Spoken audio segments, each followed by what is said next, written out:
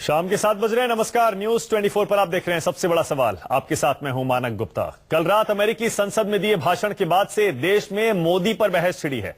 क्या प्रधानमंत्री मोदी ने पूरे विश्व में भारत का डंका बजवा दिया है?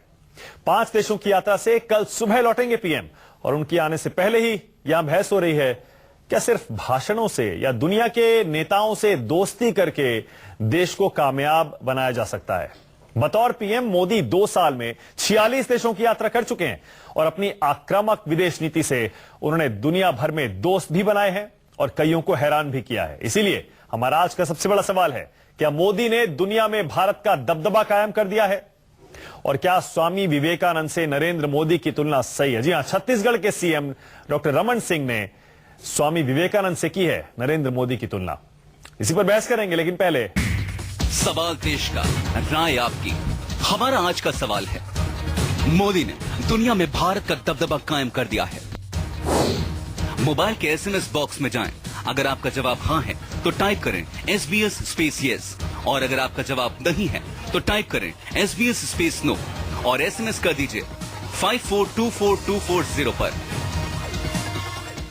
आपकी राय का, आपके जवाब का इंतजार रहेगा। एसएमएस के अलावा ट्विटर, फेसबुक पर भी अपना संदेश आप हमें दे सकते हैं। चाहे सवाल हो या राय हो, कार्यक्रम में शामिल करने की हम कोशिश करेंगे। सबसे बड़ा सवाल में मेरे साथ बीजेपी से संबित पात्रा हैं, कांग्रेस से डॉक्टर अजय कुमार हैं, विदेश मामलों के जानकार शिवशंकर मुखर्जी भारतीय विदेश मंत्रालय में काम कर चुके हैं, दुनिया भर में कूटनीति के एक्सपर्ट अब बन गए हैं, और हमारे साथ जेडीयू के केसी त्यागी साहब जुड़ने वाले हैं, बहुत ही वरिष्ठ पार्लियामेंटेरियन। आप सभी का स्वागत है। संबित पात्रा की मुस्कान आज लौट आई है, देख लीजिए, संबित पात्रा को मुस्कुराते हुए देख रहे हैं। डॉक्टर अजय कुमार, संबित के पास बाद में जाऊंगा। डॉक्टर अजय कुमार, आपने कल भाषण देखा प्रधानमंत्री मोदी का अमेरिकी संसद में, क्या ये पूछना सही नहीं होगा, जिस तरह इतनी बार तालियां बजी और ये एक बार फिर से विदेश यात्रा में, जैसे आपने देखा मैक्सिको में प्रेसिडेंट उनको डिनर के लिए अपनी गाड़ी में बैठा के ले गए, क्या अब ये सवाल पूछना सही नहीं है?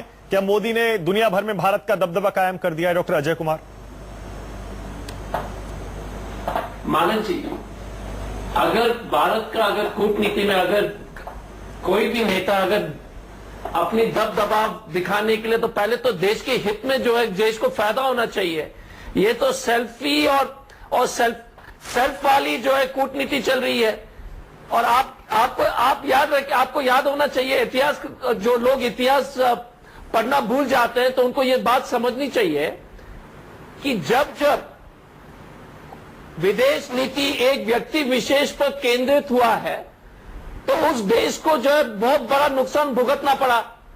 और आप देख लीजिए इतिहास में, डिगोल साहब हो, हिटलर हो, लगातार हम तो देखिए मोदी जी का, आप हिटलर से तुलना कर रहे हैं, रमन सिंह विवेकानंद से तुलना कर रहे हैं। एक मिनट, अरे मानव जी, दिक्कत, मैं सिर्फ उदाहरण दे रहा था कि व्यक्ति विशेष केंद्रित विदेश नीति से क्या खतरा हो सकते हैं।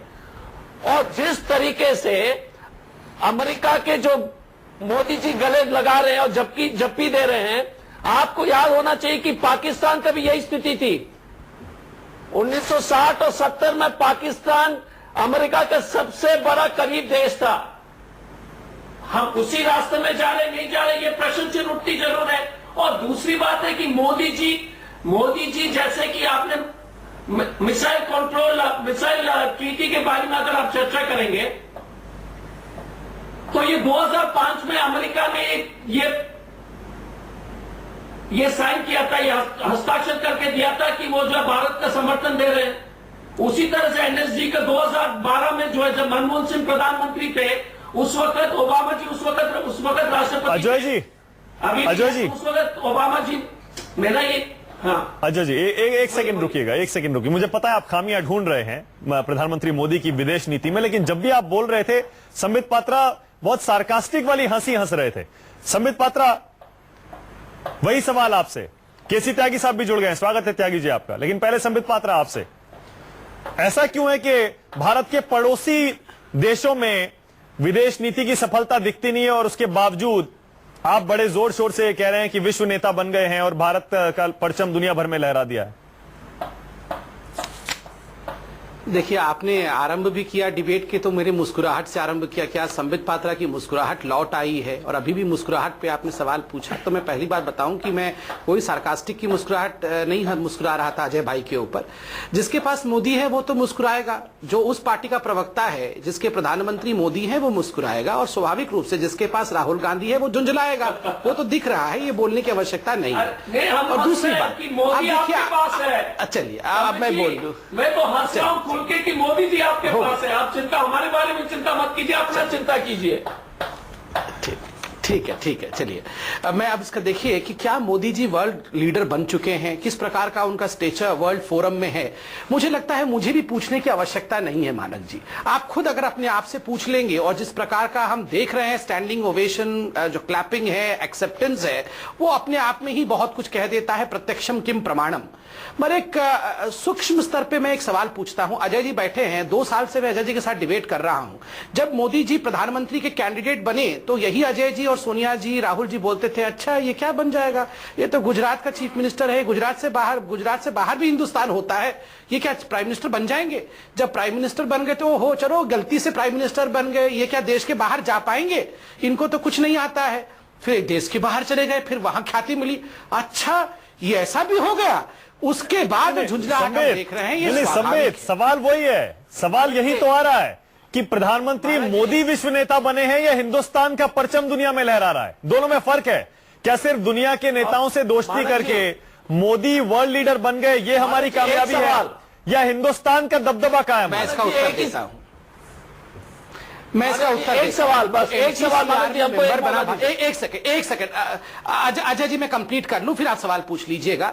देखिए, एमटीसीआर में, मिसाइल कंट्रोल टेक्नोलॉजी रेजिम में भारत सदस्य बन गया, जिसमें 34 देश है। तो आप ये बताइए, क्या मोदी जी सदस्य बन गए या भारत सदस्य बन गए? मेहनत अगर मोदी जी ने की, डिप्लोमेसी अगर मोदी जी ने की, स्ट्रेटेजाइज अगर मोदी जी ने अपने तरीके से किया, तो किस लिए किया? क्या मोदी जी उसके सदस्य बनने के लिए किया? क्या मोदी जी इस मिसाइल लेके घूमेंगे कि हिंदुस्तान की सुरक्षा बढ़ेगी? मिसाइल आने से, मिसाइल टेक्नोलॉजी आने से अमेरिका से हम अगर अच्छा मिसाइल ला पाएंगे और हम अपने मिसाइल को एक्सपोर्ट कर पाएंगे, उससे फायदा किसका होगा? मोदी जी का होगा या यहां बैठे तमाम पैनलिस्ट और 125 करोड़ हिंदुस्तानियों का होगा? इसी में जवाब छुपा है। अच्छा, हाँ अजय जल्दी बोलिए। हाँ अजय जी, उसके बाद केसी त्यागी साहब और शिवशंकर मुखर्जी के पास जाना है। अजय जी बोलिए। हाँ, अगर परमाणु आपूर्ति समूह उसके सदस्यता अगर चीन विरोध करता है तो इसका भी दोष मोदी जी के ऊपर जाना चाहिए। वाहवाही लूटने के लिए तो सब आगे आते हैं। और दूसरी बात है कि क्या विदेश कूटनीति या विदेश नीति है कि आपके सभी पड़ोसी देश आपसे नाराज हैं? नेपाल आपसे नाराज है, कौन नाराज है? चीन आपसे नाराज है, बर्मा आपसे नाराज है।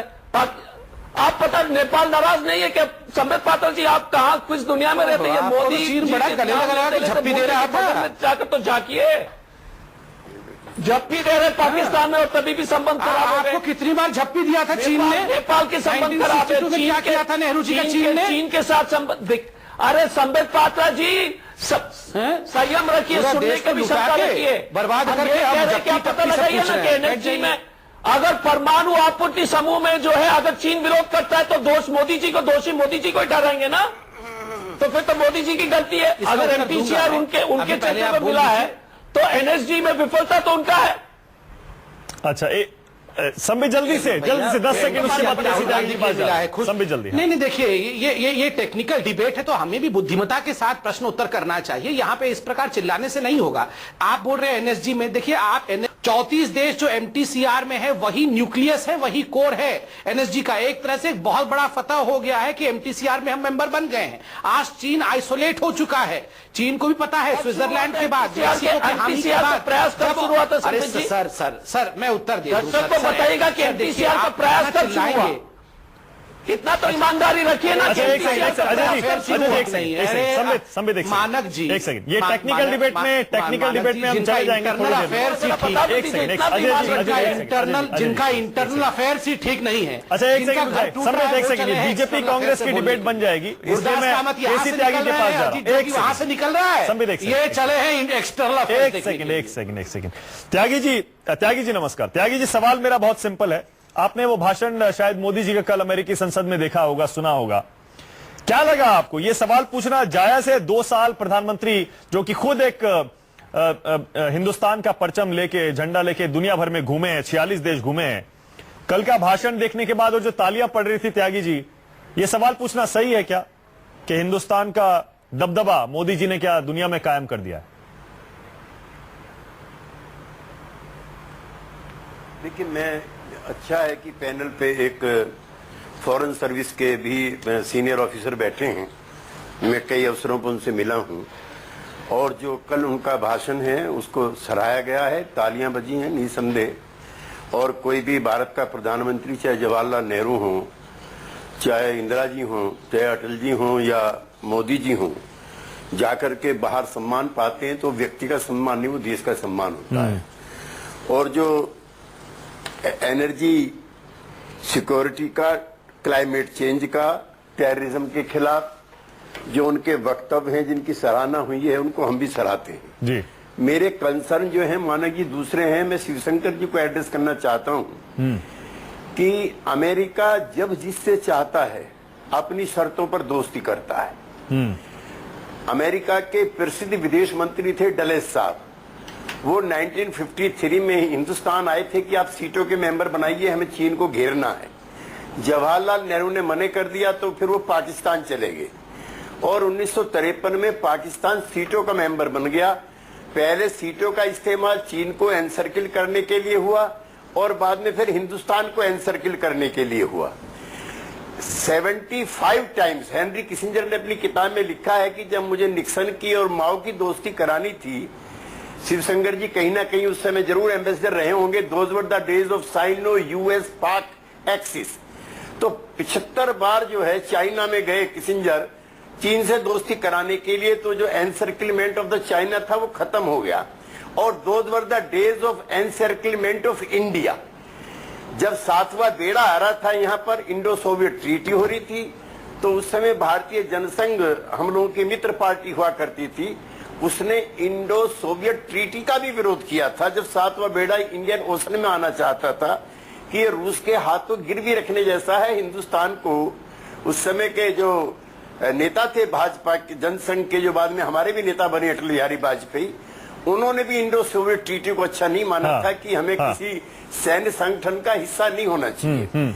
मैं तमाम मोदी जी की जो उपलब्धियां हैं भारत के प्रति, उनका सम्मान करते हुए, उनका आदर करते हुए, जो पिछले 1 महीने से समाचार पत्रों की सुर्खियां बन रही हैं, उसके लिए चिंतित हूं। क्या भारत नाटो जैसी मेंबरशिप लेकर के उस तरह के प्रिविलेज प्राप्त करना चाहता है जैसा कि नाटो के और यूरोपियन यूनियन के अन्य मुल्कों के हैं? क्या साउथ एशिया, साउथ चाइना सी के अंदर जो जापान की और चाइना की राइवलरी है, क्या हिंदुस्तान उसमें घुस करके अमेरिका, चीन, ऑस्ट्रेलिया, फिलीपीन का एक हिस्सा बनकर के सैन्य संगठन का हिस्सा बनना चाहता है? तो ये मेरे कुछ परहेज है, बजाय सब चीजों को मैं बुरा बताऊं इसको कहते हुए। और मैं मुखर्जी साहब से चाहूंगा, चूंकि वो विदेश नीति के बहुत ठीक है, सही है कि क्या भारत को, मेरा बस मानक जी खत्म कर रहा हूं, जैसे 1953 में सीटों का मेंबर बनकर पाकिस्तान ने एनसर्किलमेंट ऑफ चाइना शुरू किया था, कैसे वो भारत के खिलाफ 71 में साइनो यूएस पाक एक्सिस में बदला, तो क्या इसी तरह का कोई सैन्य संगठन एनसर्किलमेंट ऑफ चाइना के नाम पे हिंदुस्तान, जापान और अमेरिका, फिलीपीन और ऑस्ट्रेलिया को बनाए जाने का प्रयास है? तो मैं चाहूंगा और मोदी जी से निवेदन करूंगा और संसद में भी आवाज उठाएंगे कि भारत को ऐसे किसी सैन्य संगठन का हिस्सा नहीं बनना चाहिए। बाकी जो पिछले दिनों ज्वाइंट कम्युनिक शुरू हुआ है हिंदुस्तान का और अमेरिका का, उसमें भारत के नेविक अड्डे, भारत की वायुसेना के अड्डे, अमेरिका की नेविक अड्डे, अमेरिका के जलपोत एक दूसरे के लिए इस्तेमाल होंगे, ऐसा भी एक ज्वाइंट कम्युनिक है मेरे सामने, ये हिंदुस्तान और अमेरिका के बीच में। तो हमारी तो किसी से लड़ाई नहीं है।